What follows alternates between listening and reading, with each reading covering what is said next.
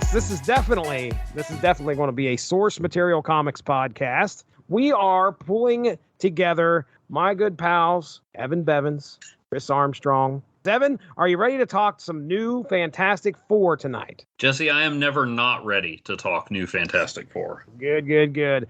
And Chris Armstrong, what do you think, man? You ready to talk some new Fantastic Four? I would love to discuss the world's goofiest comic magazine, Fantastic Four. It's a great tagline right there on the front of the issue. Yeah. Changes each issue, you know. It does. So, Evan, this was kind of like one of the ones you had suggested. Kind of give our listeners an idea why you wanted to talk about these three issues. This is 347, 348, and 349 of Fantastic Four. Why did you want to talk about those? Like I said, I always want to talk about it. This is one of my favorite, just offbeat, weird comic stories. I've always liked alternate versions of characters and teams. And I mean, nowadays, everybody's been a member of every team. Like, name a Marvel team, Wolverine's not on. Not just the X teams, any of them. And, except for a few changes here and there. In fact, we were coming out of the era where Mr. Fantastic and the Invisible Woman left for a while and went over to the Avengers, and Ms. Marvel, not Carol Danvers, not Kamala Khan, and Crystal joined the FF. But other than that, and a few hiccups here and there, it was the core four. Then this issue, I remember my mom picked it up at the hospital gift shop. Nobody was sick. She worked at the hospital.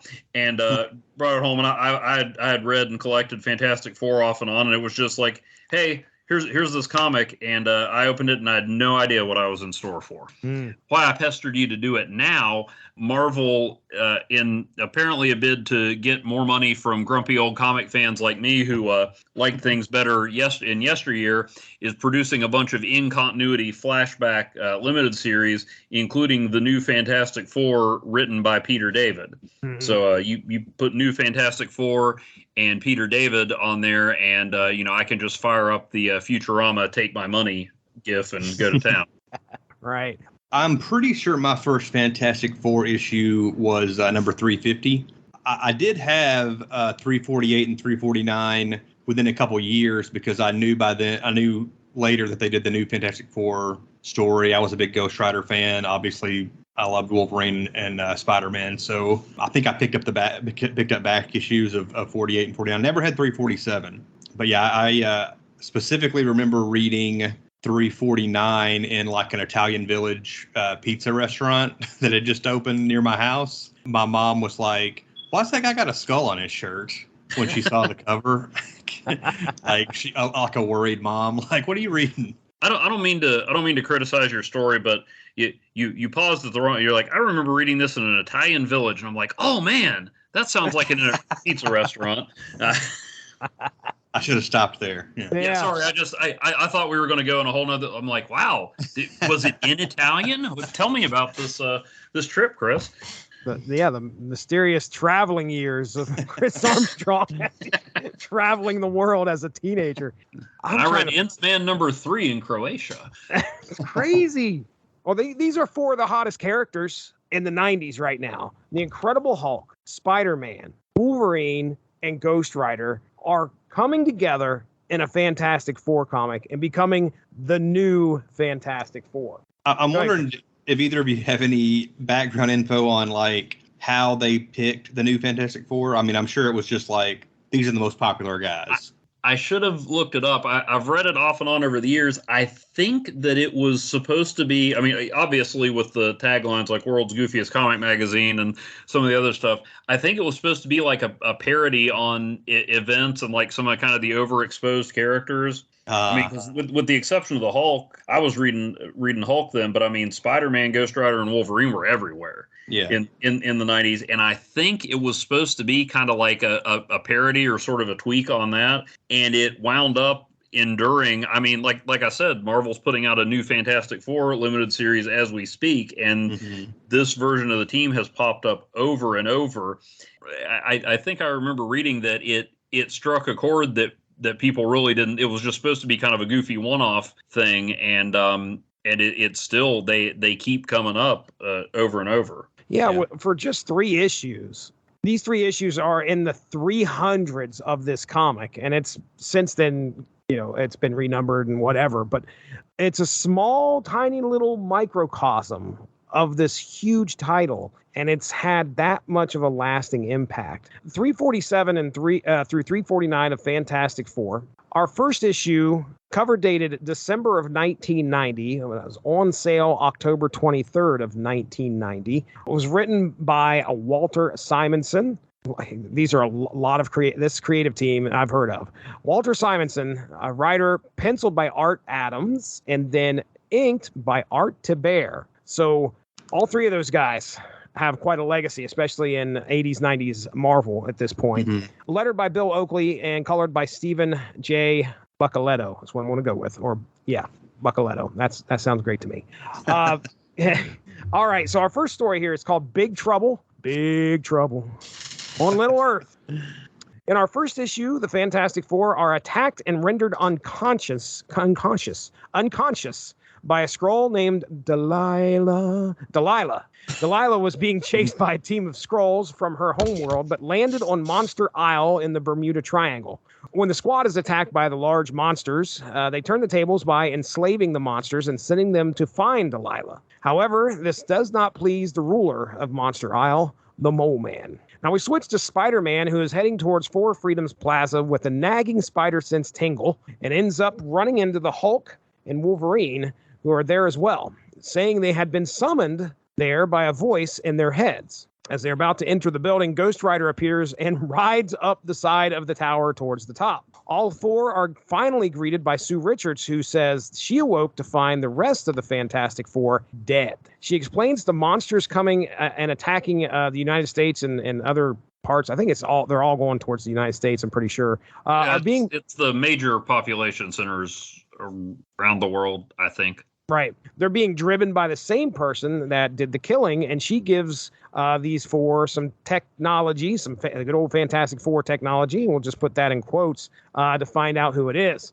Wanting to avenge their fallen friends, Hulk, Ghost Rider, Wolverine, and Spider-Man look to find out who did this, and their first stop will be confronting one of the many monsters attacking the United States to determine who is behind this heinous attack. So there we go. That is our first issue 347 synopsis. So I'm going to start with you, Evan. I mean, what do you think of this issue? What are your thoughts? Just, this was, super nostalgia for me, but I remember what I enjoyed about it.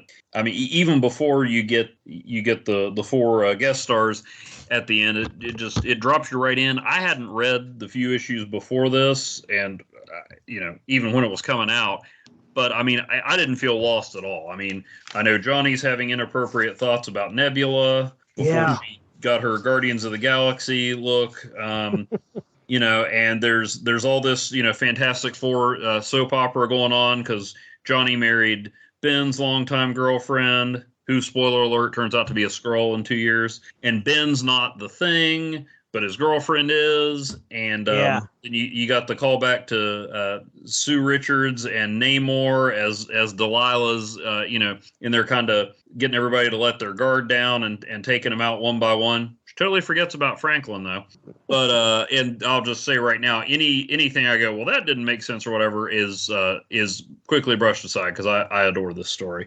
It's a great comic. I don't know what you guys thought about it, but I knew exactly where I was in the story. I couldn't tell you what happened in issue 346, but I knew where everybody was, and I knew everything I needed to know to make this work. And then you got Art Adams.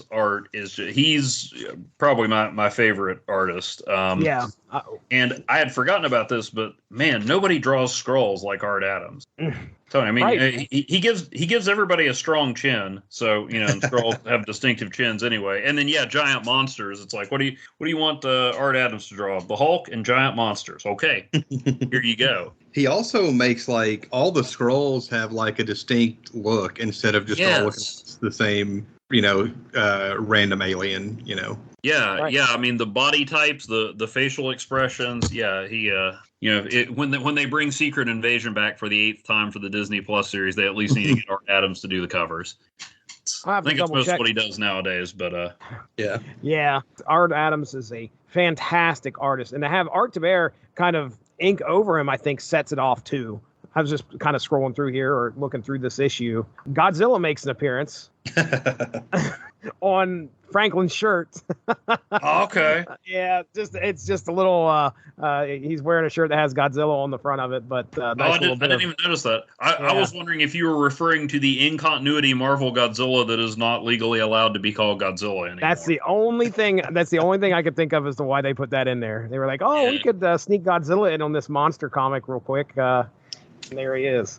I had to do some research on. I called her Miss Thing. That isn't her name, right? No, that's actually a later character. Okay. She was going by Ms. Marvel at this point, although a lot of times she's referred to now as She Thing. I had been reading Fantastic Four off and on a couple years, but she was already thinged up. And but her name's Sharon Ventura. I think she was a supporting character in Thing's solo series a few years before this. I want to say she maybe got powers from the Power Broker, but she was involved in like unlimited class wrestling. That was kind of a subplot in the Thing. And I remember I have an issue of the Thing where he takes on Marvel's. Well, actually, he doesn't take on Marvel's Not Godzilla, which is the whole point of the issue. But like Sharon Ventura is a stunt woman on a movie, and they were dating when he was all Rocky and she was a human. Mm-hmm. And then somehow she got Thing powers, and they were both things at the same time when he looked like a pineapple. And then he lost his powers and was human for a long time, and she was the muscle on the Fantastic Four. Okay. There's enough in this comic to make it like they had to get Mole Man in here. And they had to get Monster Isle in here. Granted, you could almost do this story without that even happening, sort of. Mm-hmm. But it's great that they included it because it almost seems like either Art Adams was like, "Hey, I want to draw Mole Man."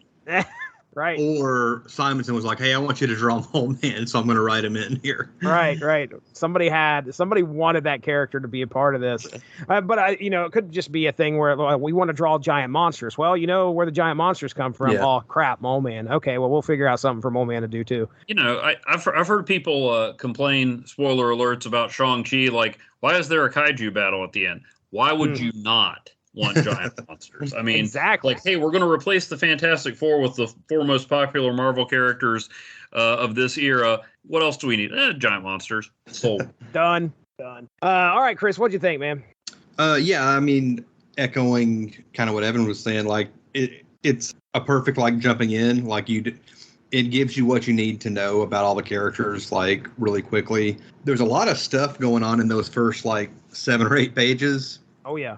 And I like how like there's like 4 consecutive pages that are just Delilah, seducing and then incapacitating each of the characters. Everybody, right? Yeah. I wouldn't be surprised if they did that now if there were like 4 one-shots showing like how she did that with each character. Oh my gosh, you're right. There would be a flashback to Sue flirting with Namor. Oh man, yeah. I did like when they mentioned Monster Isle, like that immediately made me think of the Simpsons episode when Lisa had a dream sequence and she was sentenced to Monster Island. I now pronounce you President of these United... Stop the inauguration. I just discovered our President-elect got it up in 2nd grade gym class. In that case, I sentence you to a lifetime of horror on Monster Island. Don't worry, it's just a name. He said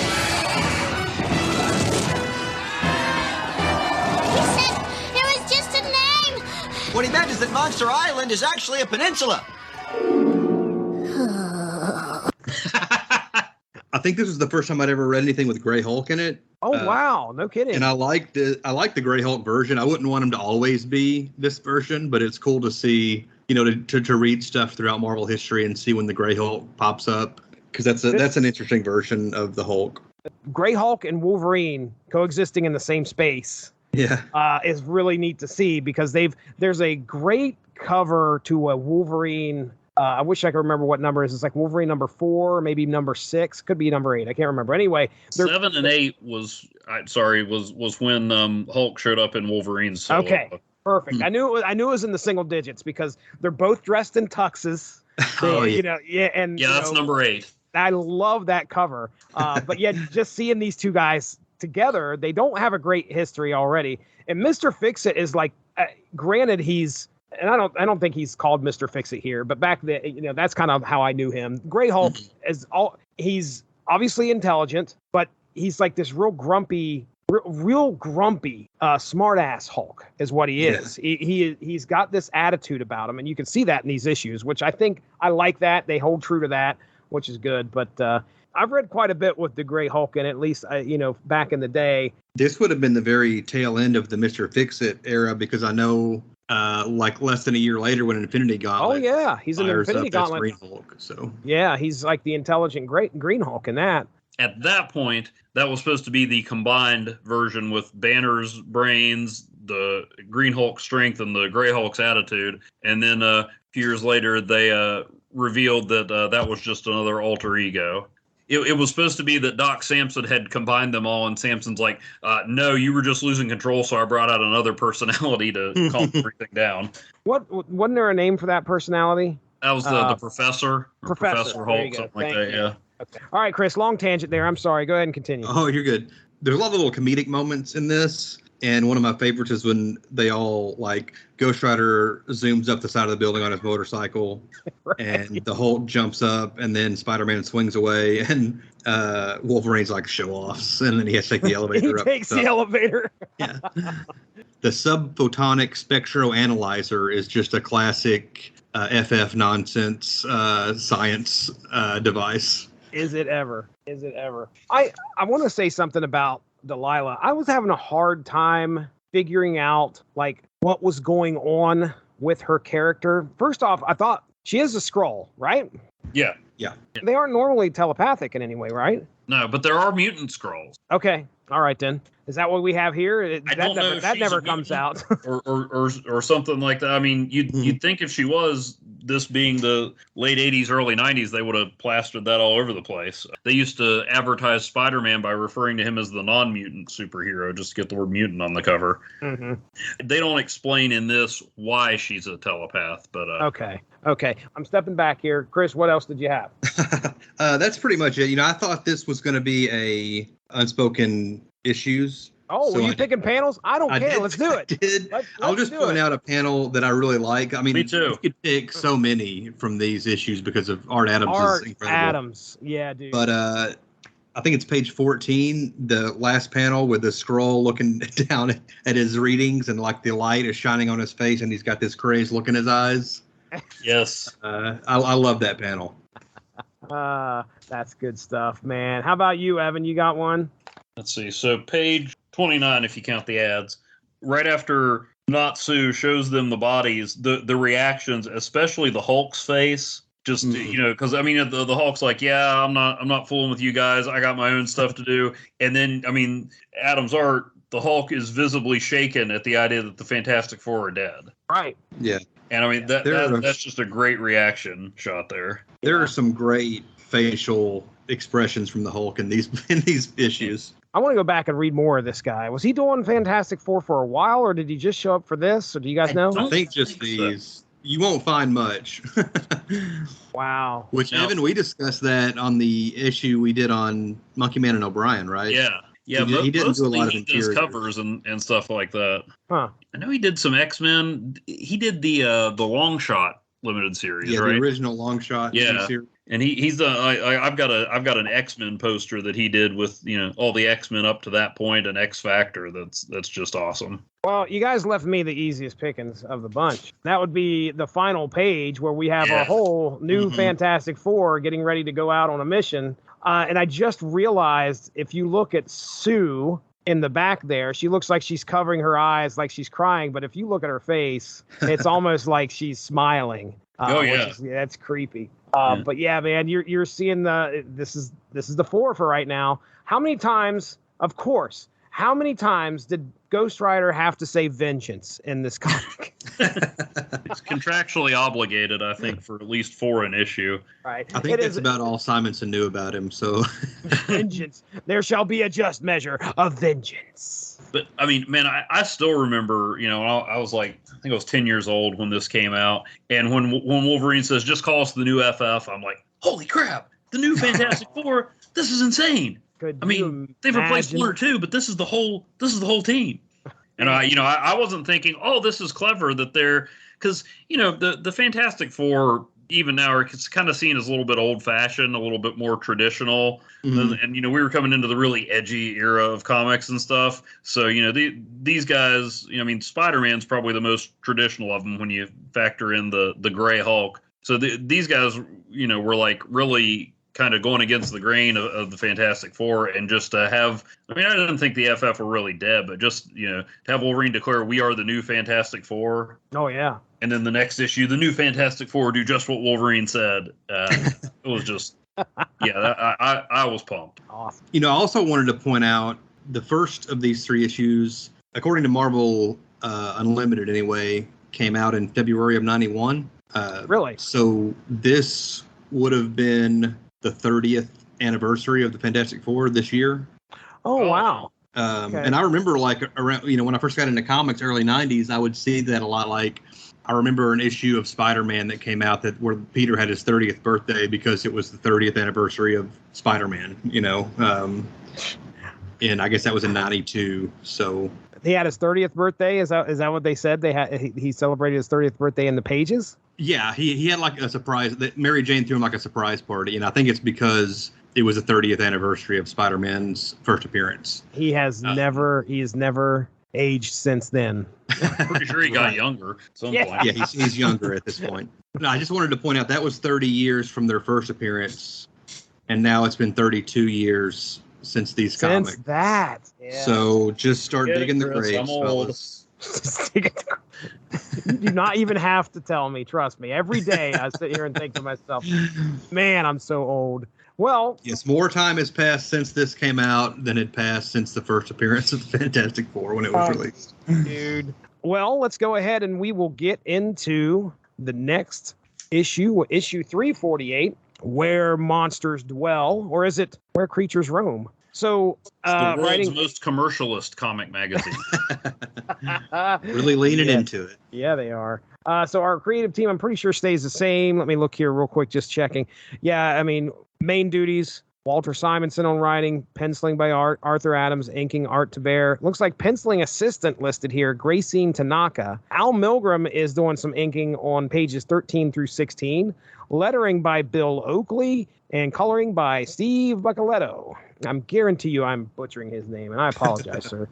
Okay, here we go. In our second issue, as the new FF take their leave, we realize Delilah was in the form of Sue Richards and that the rest of the Fantastic Four are tied and left in the elevator shaft unconscious. Delilah does release Reed Richards, but using her psychic influence, telepathic influence, and remaining in the form of Sue, she convinces him to help her search for an egg-like sphere that holds a weapon of great power called an inorganic technotroid, or ITT. We got to find it. Find it. Reed successfully finds where he believes it was last seen in the Catskill Mountains. Once they arrive, they find a tunnel and begin to descend, believing it will take them to their prize. The new FF begin to head south to find the source of the monster invasion on their scanners and end up running into one that is attacking a jetliner.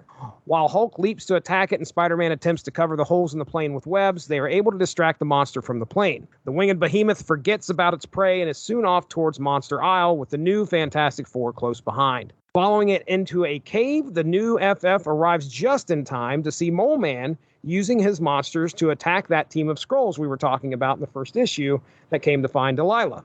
Able to convince cooler heads to prevail, Spider-Man learns from the Mole Man that the Skrulls were behind the monster attacks. When Ghost Rider hits the Skrull captain with the penitent stare, we learn that Delilah is part of a group that plans to assassinate the Skrull Emperor, and they believe she came to Earth to find help. When Spider-Man pulls out the tracker given to them by Sue, the Skrulls instantly recognize it as Skrull technology, and the team learn they have been played. Looking to head back and confront her, the team is about to leave when Delilah, still in the form of Sue, and Reed show up. Hulk looks to start fighting, and Reed jumps to her defense. However, the Hulk is ready to rumble, as he believes Reed is already dead, and the one before him is a Skrull. So there we go. That is issue 2. Let's talk about it. Chris Armstrong, you're up first, man. What are you thinking?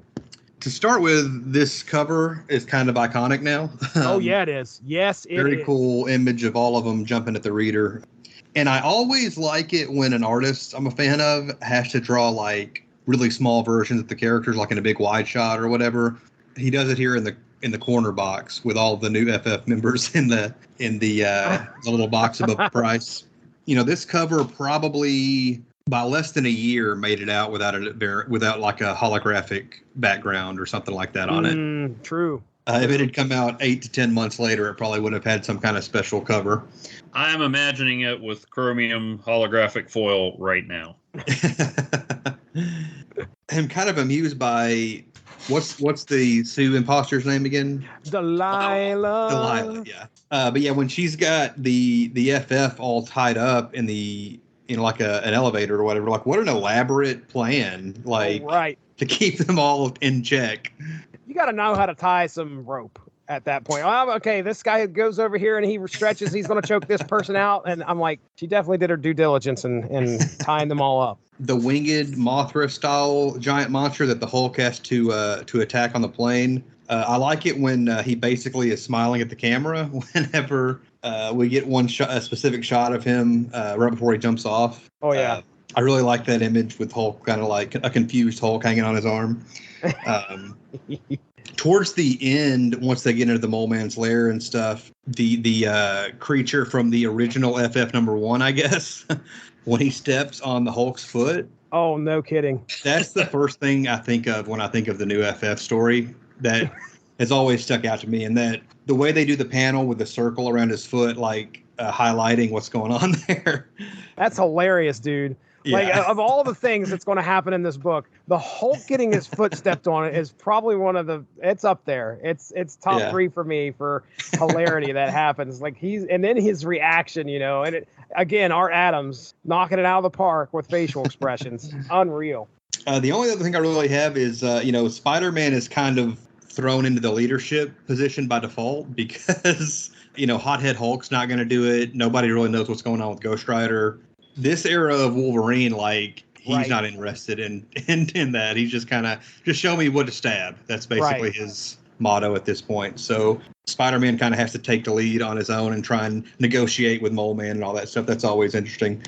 And the way Adams, mostly with the coloring, shows the penance stare is a really cool image. But oh, dude, that skull! I mean, it is frightening. I'm so glad we get the new FF in like a fantastic car almost. I mean, I guess that's a fantastic car, but I'm they so call it glad something we did else. I think it's supposed to be some kind of new experimental thing or something, but it's essentially a fantastic car. Yeah, right. They're all flying around in that. Experimental gravity wave rider. Perfect. I guess Ghost Rider's bike doesn't show up again at this point. From this point on, you're right. I don't recall it being a part of the story after this. Yeah, must have gotten towed. That's the spinoff I want to see in Peter David's new one is Ghost Rider. Like trying to get his bike out of impound. He's got it. Okay, so it's probably on top of Four Freedoms Plaza because that's where he drove it to. Unless he's that much of a jerk, he's going to drive it down the stairs into the building. Hopefully not. He's got it parked up there. Just wanted to point out the experimental gravity wave rider.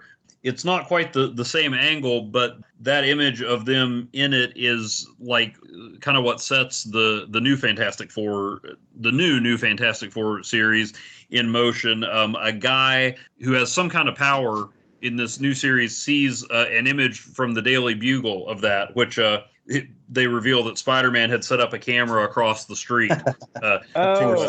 And so that's how this guy ends up calling on this version of the Fantastic Four for help because he saw it on the Daily Bugle. So that specific moment and image comes back in the new series.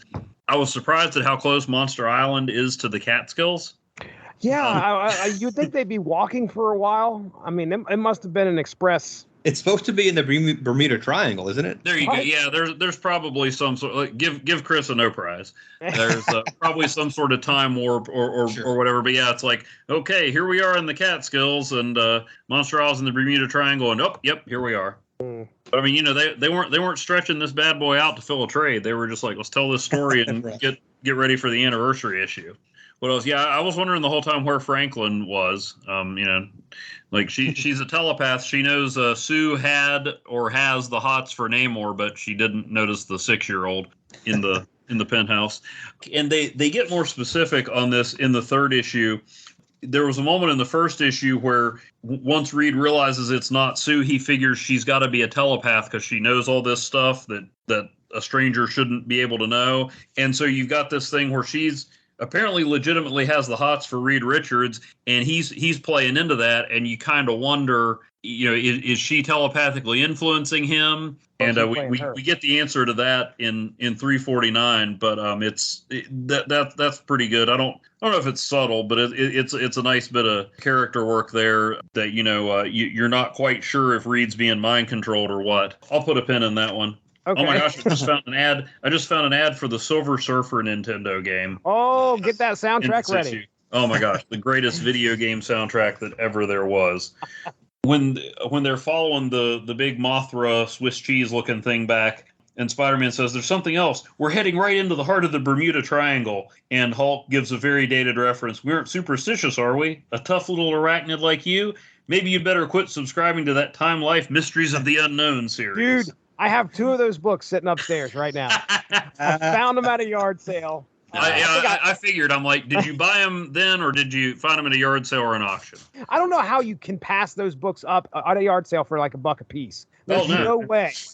That took me back to my childhood as much as anything else in this. And I never got them or read any of them. Those commercials were everywhere. Yeah. Oh yeah, they were.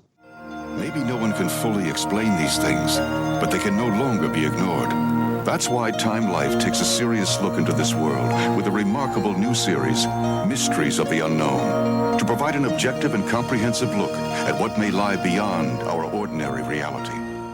Evan talked about they weren't writing this for the trade, and clearly they weren't, but I actually found a trade of New Fantastic Four, I don't know, maybe 15 years ago. Oh, wow. From the era, that was printed in the early 90s. And that was a rare thing in those days. You didn't see very many trade paperbacks, really. Did they pad it out with like FF374 or anything like that, or was it just? Mike's Amazing World of Comics this is one thing I like about this site. It tells us where these issues are actually reprinted. 347 was reprinted in Fantastic Four Monsters Unleashed trade paperback from 1992. X-Men Legends R. Adams trade paperback.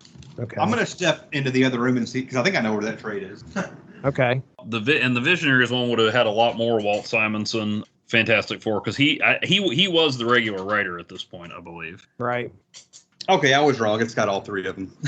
Is it Monsters Unleashed? Yes. Okay. All right. Yeah. That's. Let's go ahead and pick a panel. Go for it. Now, I've already talked about my panel, which is the one where Hulk gets his foot stepped on. Okay. All right.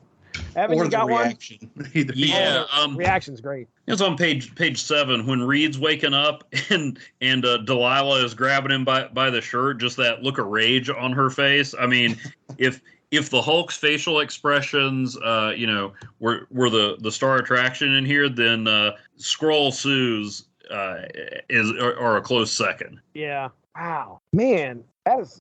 My wife may have looked at me like that one time. Yeah, you probably didn't do it again. I didn't. Like I said, she did it once.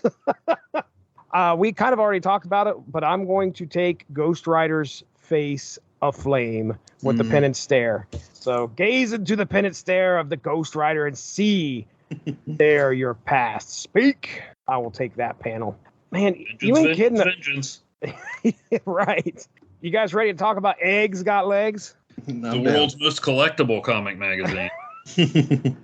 Oh, boy. Well, Eggs Got Legs, our creative team, or Love Conquers All, excuse me. So this is issue 349 of Fantastic Four. It looks like our creative team pretty much stays the same. We even have our fill-ins or our helpers here, our sisters. That is not a word. The assistants, Gracine Tanaka is helping on penciling, and Al Milgram steps in for some inks on pages 4 through 24. Delilah has begun to use her telepathic influence, causing the Mole Man to use his minions now to attack the Skrulls, and she escapes with Reed further into the caves to find the ITT. Remember, that's the thing that they're this big, this egg thing that she's looking for, the sphere that she's looking for, that she believes, I think, is going to be a weapon to help her cause. The new Fantastic Four are able to break Delilah's hold thanks to Ghost Rider's flames and head after her. Yeah, he catches stuff on fire, and that brings some people to their senses, and they take off after Delilah. Meanwhile, the rest of the Fantastic Four back in Four Freedoms Plaza, they awaken the elevator shaft and are rescued by Franklin. They are also then able to determine where Rita's gone and head to Monster Isle. So now they're on their way to confront Delilah and find out what's going on. Inside the caves, Reed and Delilah find the ship holding the ITT, but the new FF stop them in their tracks. As Delilah takes Reed hostage, she commands Hulk to bust into the ship and knock out the sphere with the ITT inside. With the combined efforts of Ghost Rider, Wolverine, and Spider-Man, they are able to cause the sphere to open, revealing the egg of the ITT inside. Just then, the Mole Man arrives with his minions and wants the egg for its power, directing his minions to attack. Then, the Thing, Sue Richards, She-Thing, and the Human Torch arrive to help out Spider-Man, Ghost Rider, Hulk, and Wolverine. As Mole Man directs more massive monsters into the battle, Delilah goes for the egg. However, Spider-Man attaches his webs and slings it into the air, where it lands in the arms of one of the giant behemoths. The monsters have been watching over this egg for a while now, and when Mole Man directs the Moloids, is that what they're called, Moloids? Yeah, he calls them subterraneans in here, but at some point they became known as Moloids. I was wondering about that because he doesn't use that term here, but that's what they're usually called. Okay. When Mole Man tells the Moloids to attack the monsters fight back. So picture this chaotic battle scene that's going on right now. You know, you got this egg that everybody's trying to get, especially the Mole Man. The monsters are trying to protect it. The monsters who are usually controlled by Mole Man are now considered his enemies, so he sicks the Moloids after the monsters. Not a good idea. And the Skrulls who've been sitting back watching this are just like, okay, we're in trouble now, so we're going to use a bomb to blow the cave up. But before that can happen, the egg hatches and out pops the ITT, believing the large monster that was watching over it to be its mother. The ITT goes after the Skrull captain, grabbing him because the Skrull captain is this threat that has this bomb, and the ITT grabs and goes deep into the ground, burrows with him into the ground, taking the captain and the bomb with it, where it explodes, leaving the ITT the only thing to crawl out of the tunnel it created. As Delilah tries to convince Reed to leave with her, Reed removes the disruptor she had been using as a weapon and punches her flat out in the face. When she looks to use her mental powers to make Reed kill his wife, Sue, Ghost Rider hits her with that penance stare, baby, leaving her a rambling mess, destined to live out her years reliving the pain she has caused others. The teams head to the surface to leave just as Frank Castle is about to bomb one of the monsters returning there, but he decides better when he sees the FF emerging from the caves. Yes, what does it say here? It says, featuring the world's most exploitative cameo, and they are not kidding. Boy, am I glad they lived up to that. That was perfect. That he's the only guy who could match the new FF individual members for overexposure back then. It's funny because if you remember right, when you first proposed this, I was like, yeah, it's made up of Punisher, Ghost Rider, and the Incredible Hulk and Wolverine, right? And you're like, Punisher's not in that. And I had to double check. I was like, there's no way. It's all because of this right here. All because I saw that skull in the bottom corner of this issue. I assumed that he was part of the new FF, but obviously it's not. And boy, is it ever an exploitative cameo. He shows up for what I think maybe a panel. Is it a panel or two? I'm looking here. 4 panels total. I counted. Oh wow! Was it 4 panels? Boy, that's more than I mean. I didn't read a lot of Punisher back then. Was the Punisher chopper a thing? No, I can tell you that I've never seen the Punisher chopper until now. There's no way there's a helicopter flying around with the Punisher skull on the side of it. Well, there is nowadays. It's well, probably like a police department or something. Right. I remember when I initially read this, I wasn't sure that was the Punisher. I thought it was like some military guy that just had a skull on his on his chopper or something. Well, you wouldn't know. Punisher doesn't have a helicopter. Right. They don't. I mean, other than you're looking at the front cover, but I mean, it's not like he refers to himself. Like, what are you doing, Frank? Oh, just turn around and go home. He didn't do any of that. But I should correct myself. Frank is visible in 3 panels. The chopper is visible in 5 panels. Okay. All right. Evan, I'm going to let you go first here, buddy. We're finishing up. This is 349. Eggs got legs. What are your thoughts? This is definitely the best issue of a fun story. I mean, they said on the cover the first one had everything, including the kitchen sink. Although I flipped through it multiple times and could not find a kitchen sink. But not confirmed. Yeah, but this issue has even more. I mean, and we've been raving about the art, but the dialogue starts to catch up with it in this one. I mean, when Delilah is manipulating the mole man, he says, "Child, you have touched my heart. I too have known the stigma of ostracism." The Hulk gets even more snarky and sarcastic. When all the monsters start coming to him, he goes, "Oh, great, another monster. Maybe I'll die of boredom before they can kill me." Can you imagine like the Hulk on Facebook or Twitter? This version of the Hulk. Oh no. Or when and then you've got a little mini callback to Secret Wars with the Hulk holding up the cave on him when a bomb goes off, and Ghost Rider starts carving his way out of there, and the Hulk goes, "Don't bother me. I think I'm about to get struck speechless," which is like the closest he gets to complimenting anybody. And then, you've got where we find out that Reed has been playing along. Like I said, back in 347, he realized she was a telepath. So he's been like playing along going, "Oh, man, she looks just like Sue, but somehow even more beautiful." It's really kind of a nice moment to remind you that Reed Richards is always the smartest guy in the room, and it's before he was completely incapable of interacting with other people like you see him a lot these days. He's like, "Oh yeah, she's sure gorgeous. Why, I think I'm in love with you." And I mean, she's fancies herself this master manipulator, and Reed's playing her the whole time. Great moment with the Hulk and the Thing fighting back to back. Usually they're pounding on each other. And Jesse, I don't know if you, because I know you weren't reading Fantastic Four at this time. That's actually a suit of armor that the original Thing is wearing. There was some point where when he lost his powers, but he still wanted to fight, that Reed made him a suit of armor that looks and functions just like when he has his powers. Wow. Oh, wow. Okay. I was going to ask no about idea. that too. And that's you mentioned a character called Ms. Thing. That was in when Matt Fraction was writing Fantastic Four, and the Torch was dating a pop star. I think her name was like Darla Deering or something. The Fantastic Four was going on a time travel field trip with their kids. And they were supposed to be gone for 1 minute of real time. And so they each picked somebody to stand in as a member of the Fantastic Four just in case something went wrong. And wouldn't you know, something went wrong. So the Thing picked She-Hulk, who had replaced him before. Invisible Woman picked Medusa, who had replaced her before. Mr. Fantastic picked Scott Lang, Ant-Man, who had replaced him before. And the Torch forgot, and so told his girlfriend she should be his fill-in. And the FF disappeared, and so she's like, "Okay, no, I was picked. I'm part of the Fantastic Four." So they dug out the old Thing armor and put her in it just without the helmet. Nice. And so she went around calling herself Ms. Thing.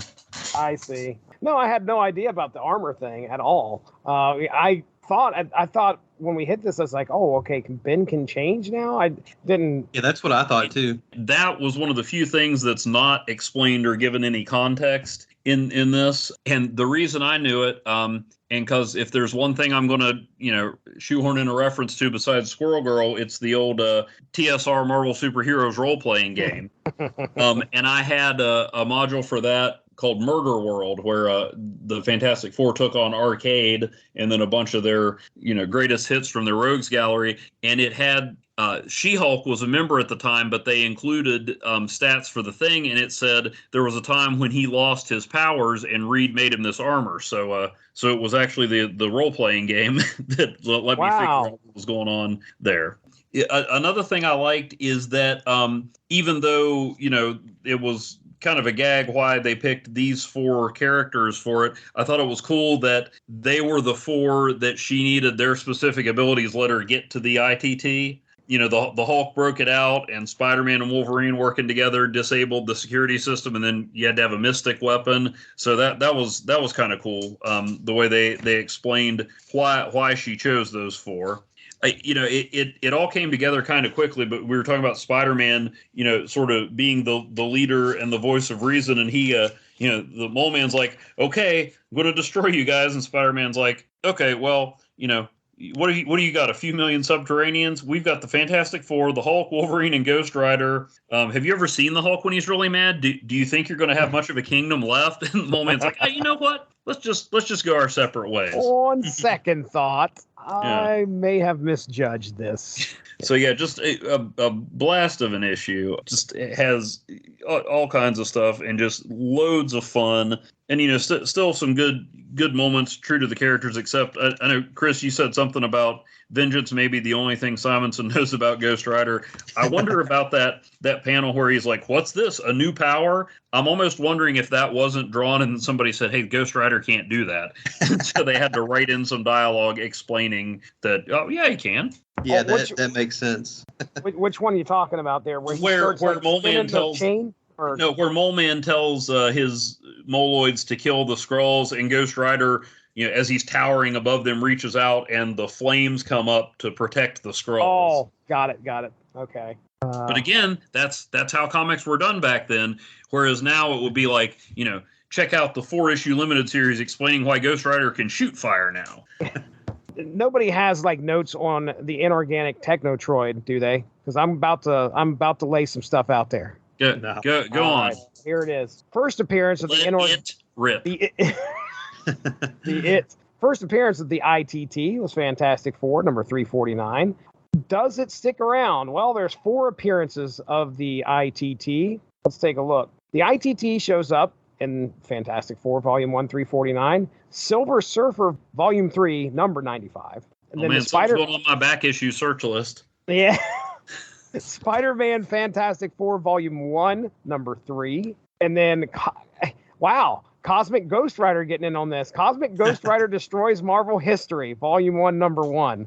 What is that's that? That's in my Marvel Unlimited library. I had no idea it tied into this series. Oh, is that? And I know you and Mark talked about Cosmic Ghost Rider. Yeah, that's the sequel. I forget what the one was called that Mark and I did, where Cosmic Ghost Rider went back in time to kill Thanos as a baby. But Cosmic Ghost Rider Destroys Marvel History is the sequel. Okay. So no ITT or New Fantastic Four, just Howard the Duck as the Juggernaut in that one. Oh, okay, all right. And gotcha. Thanos in a Punisher T-shirt. Oh, unbelievable. So there you go. There's some ITT knowledge for y'all.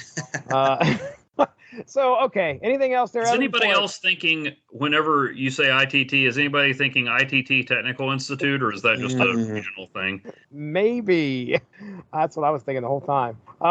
All right. Anything else there, Evan, before I throw it over to... You guys are sending me messages, and I'm going to have to stop and look at them now. Oh, there's that. Okay, there's the Punisher T. There's the Silver Surfer, incredibly hard video game advertisement, right? Oh, yes. It is intense for the 30 seconds you can play it before you have to start over. And what was...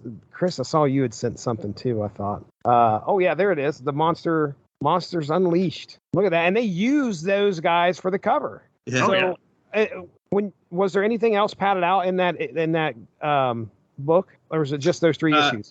It's just the 3 issues, and then there's some pinups and conceptual art in the back. That's pretty cool. That's actually really cool. It's interesting that got released in '92, so that would have been 2 years, about a year or so, probably after this. Yeah. So even at that point, it was hot. Yeah, but in '92 there wouldn't have been anything to pad it out. You're right. So we can wrap it up. I did actually do what I said, and I do know a little bit about. Can tell you a little bit about where they went from here. But there was not another new Fantastic Four story at that point. Okay. All right. Well, let's go ahead. Let me throw it over to you, Chris. What do you think of this issue, man? Most of the stuff has already kind of been covered. Because I didn't have a whole lot of notes on this, but Evan is right that this is it's kind of a packed issue, and it's not a very serious storyline. It's just a really fun comic from the early 90s with unbelievable art. Ghost Rider is kind of like the MVP. He uses his new power to break the spell of the telepathy and save the Skrulls, and then he uses his chain to create the escape from under the rubble, and he also plays a part in use of his mystical chain to get the egg free. It's cool that they like Evan said, that all of the new FF members have a role to play in getting that out. But yeah, really cool conclusion to the issue. We get a little shirtless Hulk at the end, going old school. But yeah, that's pretty much all I got. Really cool story. And it's not a surprise that they wanted to, this was a big hit and they wanted to bring them back as a team occasionally. Yeah. To see everything happens all at once, it seems like once everybody gets in together in the cave. So we got the new FF, we've got the old FF, we've got Mole Man, we've got the Skrull team, we've got Delilah, we've got Reed, we got the ITT, and the big monsters, the Moloids. There is so much happening in this final issue. It's pretty crazy. There are some really fun moments, especially to try and watch. It's neat to see this team, the new Fantastic Four, but what an oddball grouping of superheroes. It's cool to see them together, but you're thinking, these guys just don't seem like it'd be a team that would work. Two of them are mortal enemies, practically.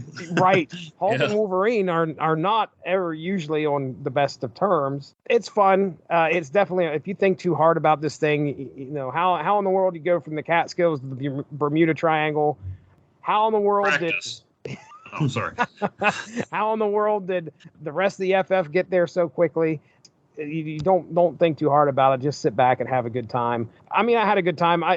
The main thing I was trying to figure out was like, oh man, what is this ITT going to be? What is this thing going to do? Trying to figure out who Delilah was, or I should say, what her motives were. I thought Delilah for a while, I thought she was going to be a good guy. They don't really set her up like that in the beginning, but I thought her motives were going to be like, I need help, and this is the only way I can get help. But by the end of the story, she's not a good guy. I mean, she is not. She's using her powers to manipulate everybody. When Ghost Rider hits her with the penance there, that's it. She's done. Do you know how evil you had to be pre-Captain Marvel movie to make the Skrulls seem sympathetic or not so bad? Right. Comics? True, because they were always looked at as a villain. Yeah. And yeah, that's not the case here. But yeah, man, I had a good time here. This is the first time I've read these 3 issues. I've known about them forever and a day. I've known about the team. I think my first exposure, I wanted to read the What If that we were talking about earlier with, help me out. Who did the What If? Ringo? Yes. And that's at least the second What If about the new Fantastic Four.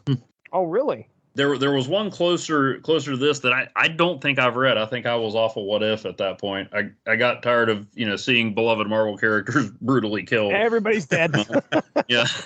Yeah. Right. So but yeah, there was a 90s What If, and then they did that one shot that they were working on when Michael Ringo passed away, and they finished that up and kind of, I think it was a Hero Initiative or Comic Book Legal Defense Fund fundraiser. Okay. That was the one that actually he had started drawing it with Johnny Blaze, and after he passed away, they didn't want to go back and change what he'd done, so it was just an alternate reality where Johnny Blaze instead of Danny Ketch. Although, I mean, let's face it, in here, Flaming Skull and Leather Jacket was all you needed. It didn't really matter. Yeah, I was going to say. Which version it was. Didn't matter which version you got. The Ghost Rider was just straight up Ghost Rider this whole time. Tell me, Chris Armstrong, you got a panel on this last issue? Yes. Let me... I already know what mine is. I'm taking it. I'm going to tell you what mine is right now. And okay.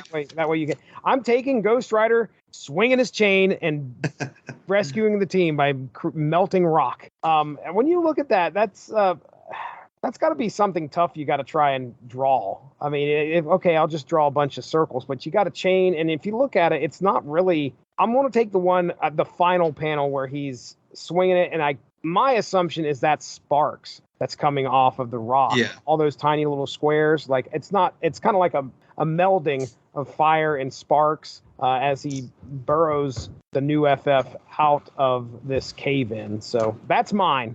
You find yours yet? Yeah, mine is page 20, the 4th panel, which is the ITT tackling the captain and burrowing into the earth.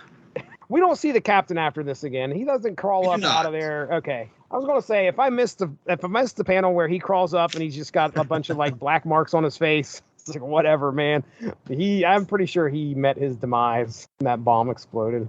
Okay, and Evan Bevins, what do you think, man? You got a panel you want to take? My version has ads, so it says page 29, and I don't know what the rules are, but I'm going to take two panels that have to work together. It's when Sue's ready to kill Reed with her synaptic disruptor, or not Sue, Delilah, and she realizes that he took it off of her when they were making out.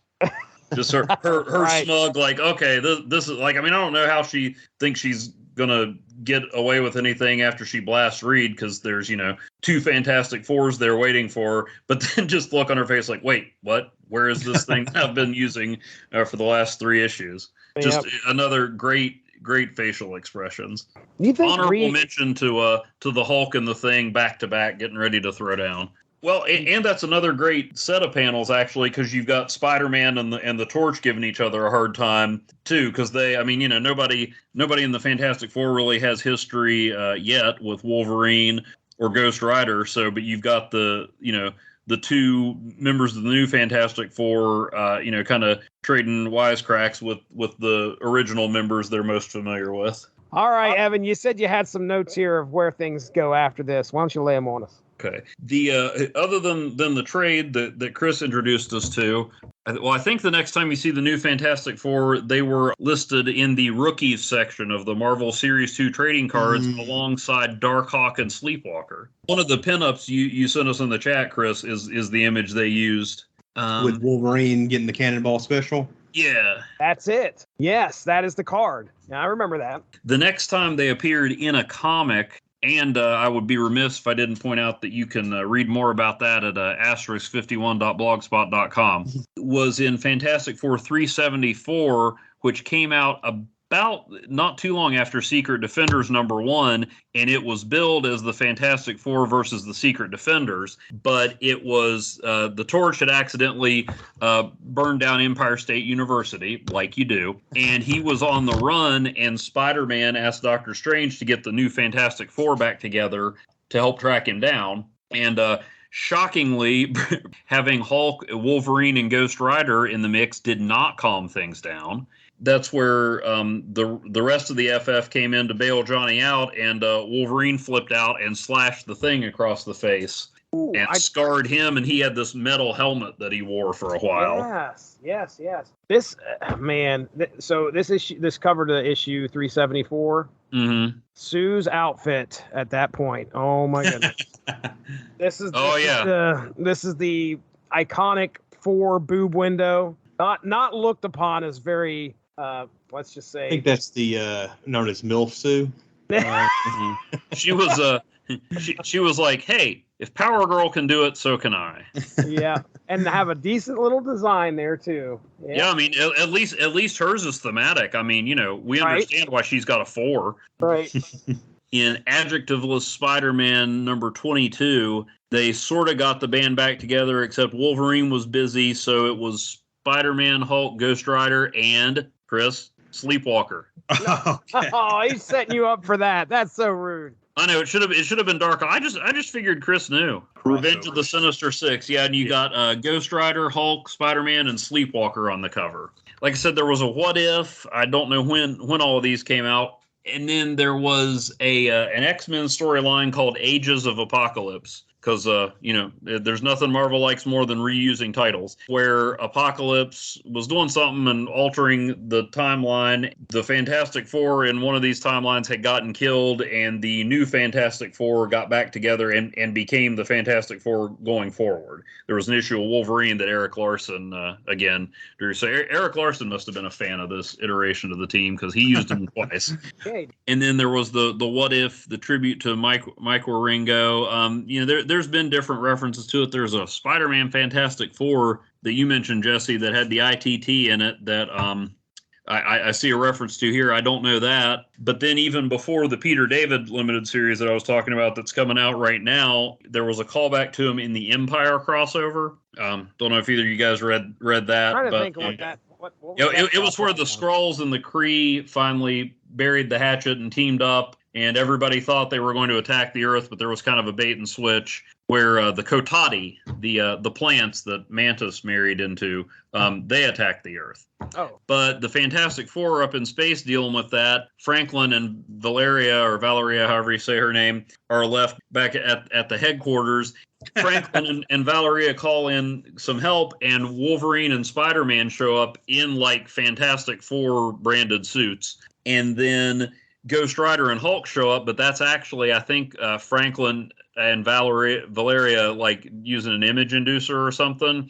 But so the kids and Spider-Man and Wolverine are the new Fantastic Four on Earth while they're out in space. So okay. They like to reference that a lot. And then Jesse, one of the first shows you had me on, we talked about the latest Fantastic Four Volume 1. And at the end of that series, Reed and Sue and a lot of the kids from the Future Foundation were facing off against this huge cosmic threat. And Reed said, okay, well, all I need to take you on is the Fantastic Four. And she's like, oh, yeah, sure, bring in the Fantastic Four. But he brought in everybody who'd ever been a member of the Fantastic Four.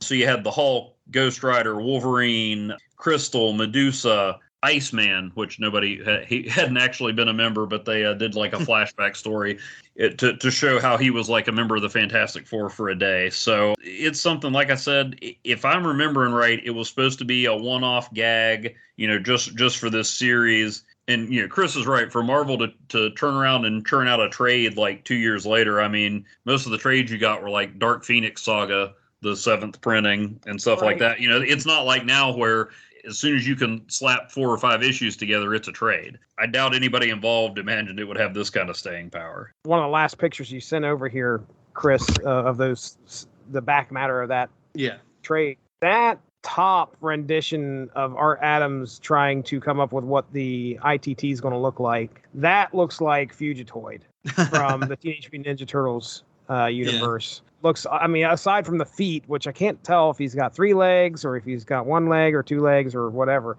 but the face and the arms, definitely. Yeah, Evan, that was some great research, man, and it's awesome to know exactly where this team showed up afterwards. Some fantastic stuff right there. Fantastic, that's the word for tonight. Anything left unsaid before we get into plugs? Fantastic Four is not one of my favorite teams of superheroes and stuff. I mean, for a while in like the 2000s, it was consistently one of the best comics on the stands, like from really good to great, basically from the time Mark Waid and Mike Ringo started, because it pretty much went from them for like 3 years. Then J. Michael Straczynski had a good run. And then Mark Miller and Brian Hitch had a good run after that. And then it was kind of hit or miss for a while. And then Jonathan Hickman had a really good run after that. So there are also some really great FF runs that I've never read, like from the 80s. Walt Simonson, his run was in the late 80s, early 90s. I've only read a handful of those issues, and John Byrne had a really acclaimed run in like the early to mid 80s that I want to read. Consistently good book for like 30 years, basically. So this is a cool look back at a really fun story from the early 90s. 100% agree. Speaking of great runs of the Fantastic Four, I'm really optimistic because Dan Slott's leaving, and I've enjoyed that. But Mr. Ryan North will be taking over in November. Yeah, of Unbeatable Squirrel Girl fame. So I'm really pumped about that. Who's the artist supposed to be? Have they said? Oh, they did, and I just shoot. Of course, nowadays you can't get an artist to do more than a couple issues in a row. I can't pronounce the guy's name. It's Ibn Coelho or something like that. Oh, okay, yeah. Yeah, and then they've got, at least for the first few issues, Alex Ross is doing covers. That's cool. So he's pretty good. Yeah, you might have heard his name before. Wow. All right. Well, let's go ahead. We'll get into plugs here. We'll start things off here. This was your baby there, Evan Bevins. So why don't you go ahead and start us out on plugs? What's been going on with you, man? Well, like I tried to shoehorn in earlier, *51.blogspot.com is my blog where I talk about comics, movies about comics about movies, that sort of thing. I did in my read through of Secret Defenders. I did jump over to FF number 374. As we're recording this, the first episode of She-Hulk just hit Disney Plus, so I looked back at Peter David's She-Hulk the movie, where She-Hulk wound up in Hollywood investigating a pretty crappy adaptation of her life story that has no parallels at all to the recent Batgirl fiasco.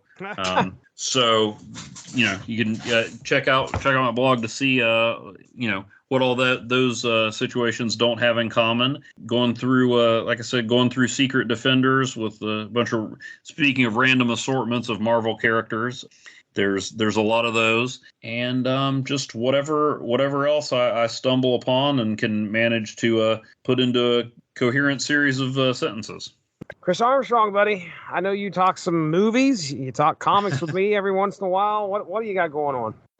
You can find me on Twitter and Instagram at BrodyMan34. And I've also got another podcast called Small Screeners, where me and my buddy AJ discuss direct-to-video and made-for-TV movies. We actually just dropped a bonus episode last night on Prey and Day Shift. So a couple of streaming, a couple of big streaming movies that have come out the last few weeks. We were recording something else and decided we will just do a bonus episode on those, put that out, and then we've got an episode coming up at the beginning of next month on Batman Under the Red Hood, the DC animated flick from I think 2010. And you can follow the Small Screeners wherever you find podcasts. And there are Instagram and Twitter accounts for that podcast at Small Screeners. I don't really have a whole lot else to talk about here. Just kind of keep an eye out for any other additional episodes that'll be dropping here on the Source Material feed. We appreciate every single one of you that listen. Love to hear some feedback if you got any. That's Evan Bevins. That is Chris Armstrong. I'm Jesse Starcher. Have a good one. Bye-bye. Thank you all for joining us. Make sure to give that Rattlich in Broadcasting Facebook page a like to stay up on top of all the great podcasts we have to offer. We are at home on Spreaker, but you can also find us on iTunes, Stitcher, TuneIn Radio, and recently we have hit the air on Spotify. Find your favorite podcast platform and type in RADULICH to subscribe for some great content. If you enjoyed this show, please feel free to share and spread the word. And as always, we appreciate any feedback and look forward to entertaining you again soon.